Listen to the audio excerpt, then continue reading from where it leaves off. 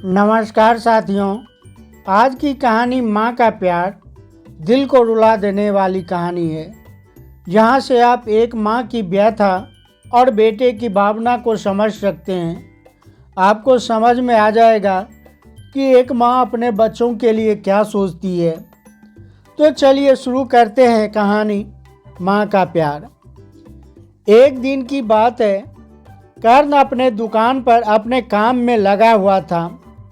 तभी सामने से उसकी माँ नजर आती है, जो दुकान की तरफ आ रही थी। कर्ण बहुत ही घबरा जाता है और सोचने लगता है कि माँ अवश्य ही पैसे मांगने के लिए आती होगी। मुझे यहाँ छुप जाना चाहिए। और अपने महिला कर्मचारी से बोलता है कि माँ को बोल देना मैं दुकान में नहीं हूँ, किसी काम से बाहर गया हूँ, शाम तक आ जाऊँगा। वह महिला कर्मचारी उसे समझाती है कि कर्ण, वह तुम्हारी माँ है, जिसने तुम्हें पाल पोस कर इस लायक बनाया। उसके साथ इस तरह का मजाक अच्छा नहीं लगता है। लेकिन कर्ण ने नहीं माना और कहा, किसी तरह तुम उसे समझा बुझा कर वापस घर भेज देना। इतना कहकर वह दुकान में ही एक अलमीरा के पीछे जाकर छुप जाता है। तब तक माँ दुकान पर पहुँच जाती है और उस महिला कर्मचारी से पूछने लगती है कि कर्ण कहाँ है। उस महिला कर्मचारी ने बताया कि कर्ण दुकान पर नहीं है, किसी काम से बाहर गए हुए हैं, शाम तक आ जाएंगे। माँ जी बताइए आपको क्या काम है, वे आएंगे तो मैं उनसे बता दूंगी। तब माँ बोलती है, बेटा मेरी उनसे कुछ देर पहले ही बात हुई है। उसने बताया था कि वह दुकान पर ही है, इसलिए मैं आई हूँ। मुझे बहुत ज़रूरी काम है। फिर वह कहती है कि उसे एक बार फ़ोन लगा दो। इधर कर्ण इशारे से उस महिला कर्मचारी को फ़ोन लगाने से मना करता है। वह उसे इशारे से कहता है कि किसी तरह से माँ जी को वापस भेजो। तब वह महिला कर्मचारी बोलती है कि माँ जी, मैंने कुछ देर पहले ही उन्हें फ़ोन लगाया था, लेकिन वे फ़ोन नहीं रिसीव कर पाए। आप हमें वह बात बता दें, जैसे ही वह आएंगे तो मैं उसे बता दूंगी। माँ जी पुनः उनसे फ़ोन लगाने को बोलती है, तो वह दिखाने के लिए एक प्रयास करती है और फ़ोन को डिस्कनेक्ट कर देती है। तब माँ अपने साड़ी के पल्लू से खोलकर 2 कंगन निकालती है और उस महिला कर्मचारी को देते हुए बोलती है, बेटा ये कंगन कर्ण को दे देना, मेरी उनसे सुबह में बात हुई थी। दरअसल सुबह में कर्ण के बड़े भाई ने कर्ण को फ़ोन लगाया था। फ़ोन का स्पीकर ऑन था और माँ जी भी बगल में ही बैठी हुई थी। बड़े भाई ने फ़ोन पर कहा, कर्ण मुझे कुछ पैसे उधार चाहिए, कुछ दिनों से मेरा दुकान भी बंद है और तो और घर में कुछ राशन भी नहीं है। तू मुझे कुछ पैसे उधार दे देगा तो मैं जल्द ही तेरे पैसे वापस कर दूंगा। माँ भी मेरे साथ ही रहती है तो उसकी दवाइयाँ भी लानी पड़ती है। तब कर्ण कहने लगा, भैया अभी मेरा काम बहुत ख़राब चल रहा है और मेरा बहुत नुकसान भी हो रहा है। तब बड़े भैया ने पूछा, अरे तेरे काम को क्या हो गया कर्ण। तब फिर कर्ण कहने लगा, भैया दुकान में बहुत सारा सामान भर दिया है और ग्राहक भी आ नहीं रहे हैं, इसलिए अभी मैं बहुत नुकसान में चल रहा हूँ। अभी मैं 50,000 से 1 लाख तक के नुकसान में चल रहा हूँ। मुझे समझ में नहीं आ रहा कि मैं इतना कर्ज कैसे उतारूँ। मैं तो आपको ही कॉल करने वाला था कि आप मुझे थोड़ी सी मदद कर दो। फिर बड़े भैया निराश होकर फ़ोन रख देते हैं। फिर कर्ण दुकान में बड़बड़ाने लगते हैं कि इन लोगों का रोज़ रोज़ का काम हो गया है पैसे मांगने का। मैं कब तक इन लोगों को पैसे देता रहूँगा। उसके बाद माँ जी वहाँ से उठकर चली जाती है और अलमीरा में रखे हुए कंगन का डिब्बा निकालती है। उनमें 2 जोड़े सोने के कंगन रखे हुए थे।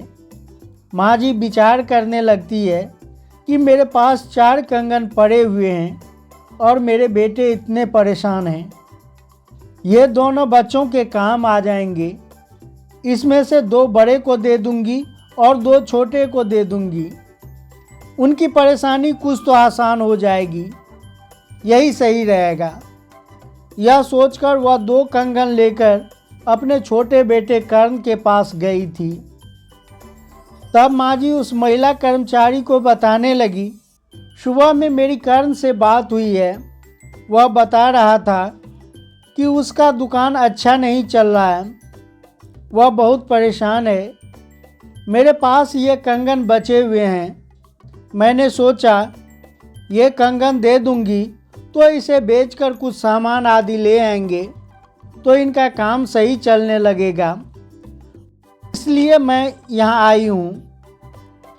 फिर बोली, कर्ण आए तो उसे यह कंगन दे देना और बोलना कि माँ आई थी। यह सब बातें अलमीरा के पीछे छुपा कर्ण सुन रहा था। जैसे ही माँ दुकान से बाहर गई तो कर्ण उस अलमीरा के पीछे से बाहर आया। तब वह महिला कर्मचारी कहने लगी, कर्ण, देखा तुमने, तुम्हारी माँ तुमसे कितना प्यार करती है और तुम पता नहीं उसके लिए क्या क्या बोलते रहते हो। माँ ऐसी होती है जो दुख में भी रहकर अपने बच्चों का कष्ट नहीं देख सकती। माँ ही ईश्वर का दूसरा रूप है। माँ चाहे जिस भी स्थिति में हो, अपने बच्चों का अहित कभी नहीं देख सकती। तब कर्ण को अपने गलती का एहसास हुआ और कहने लगा, मुझसे बहुत बड़ी गलती हो गई। मैं माँ के पास अभी इसी वक्त अपनी गलती की माफ़ी मांगने जा रहा हूँ। वह मेरी माँ है, मुझे ज़रूर माफ़ कर देगी। महिला कर्मचारी ने उसे रोकने की कोशिश करने लगी और कहने लगी, यदि अभी तुम माँ के पास गई तो वह तुम्हें गलत समझेगी, क्योंकि तुमने उसके साथ चीट किया है। तुमने मुझसे भी झूठ बुलवाया है, अभी मत जाओ। लेकिन कर्ण ने नहीं माना और यह कहते हुए दौड़ पड़ा कि वह मेरी माँ है, वह मुझे माफ़ कर देगी। और माँ अभी कुछ ही दूर गई थी कि कर्ण उसके पास पहुंच जाता है। वह अपने माँ को चरणों से लिपट जाता है। फिर माँ जी कहती है, अभी अभी तू कहाँ से आ गया? अभी तो मैं तेरे दुकान से आ रही हूँ, पता चला कि तू कहीं बाहर गया हुआ है। तब कर्ण कहने लगा, माँ मुझे माफ़ कर दो, मैंने आपसे झूठ बोला था। जब आप दुकान में आई थी तो मैंने आपको देख लिया था और मैं आपको देखकर छुप गया था।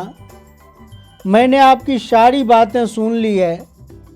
माँ, मैं आप लोगों को पैसा देते देते थक गया हूँ। मुझे समझ में नहीं आ रहा था कि मैं आप लोगों को कैसे मना करूँ।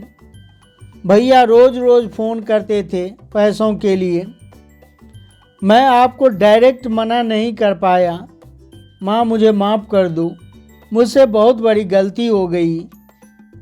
आप अपना कंगन बेचने चली थी मेरे लिए, मैंने तो झूठ बोला था कि मैं परेशानी में हूँ। मैं कोई परेशानी में नहीं हूँ और मेरा तो सारा काम धंधा बहुत बढ़िया चल रहा है।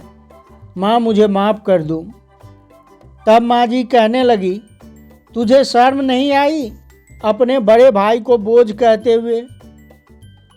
तू यह कहता है कि वह तुझसे पैसे मांगता है। जानते हो, उसने तेरा परिवार बसाने के लिए अपनी शादी नहीं की। उसने अपना सब कुछ तुझे दिया ताकि तुम अपना घर बसा सको, अपनी दुकान चला सको, अपना गृहस्थी चला सको।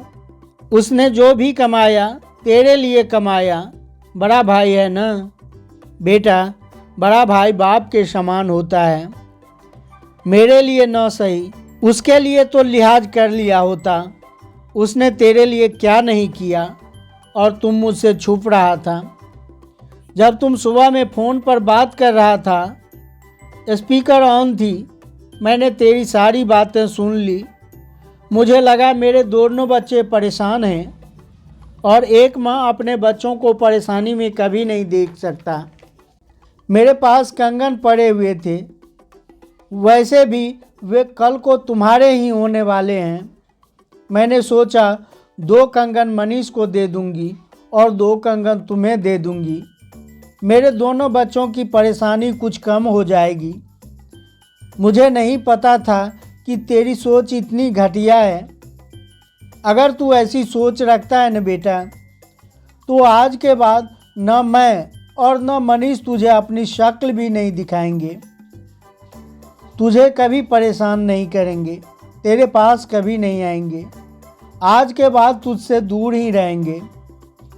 कर्ण कहने लगा, माँ मुझे माफ़ कर दो, मुझसे गलती हो गई, फिर कभी ऐसी गलती नहीं करूँगा। मुझे अपनी गलती का एहसास हो चुका है। आप मुझे सज़ा दे दीजिए, पर ऐसी बात मत कीजिए। मुझे एक मौका दे दो, मैं एक अच्छा बेटा बनकर दिखाऊंगा। फिर माँ जी कहती है, कोई बात नहीं कर, तू तो मेरा बेटा है। और माँ कभी अपने बच्चों से नाराज़ नहीं होती। पर बेटा, अपने बड़े भाई से माफ़ी मांग ले, वह तुम्हें बहुत मानता है, बहुत प्यार करता है। चल मेरे साथ घर। तब कर्ण और माँ जी घर आते हैं। कर्ण अपने बड़े भाई से माफ़ी मांगता है और घर में फिर से एक बार खुशी का माहौल छा जाता है। मित्रों, कहा भी गया है, पुत्र कुपुत्र होई, माता न कुमाता हुई। तो मित्रों, कैसी लगी यह कहानी? अपना कीमती राय कमेंट में लिखिए। वीडियो को लाइक, शेयर व चैनल को सब्सक्राइब अवश्य ही करें। फिर मिलते हैं एक नई ज्ञान चर्चा के साथ। वीडियो के अंत तक बने रहने के लिए आपका बहुत बहुत धन्यवाद।